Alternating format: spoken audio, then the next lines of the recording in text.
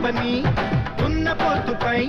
తిప్పరాదు అందుకే యమహ ఎక్కిస్తా ఎక్కి పెట్టరా దిల్లెక్కు పెట్టరా గురి చూసి కొట్టరా వెండి సోకుతో వైతరణి ఒడ్డుపై ఉండరాదు అందుకే యమునను పొంగిస్తా పొంగు చూడరా ఉప్పొంగి దూకరా వీరంగ వేదురా ఉల్లాసంగా యమ బీభత్సంగా పోటాపోటీ చేసావంటే పోయేదేది లేనే లేదో అన్నదే తారక మంత్రం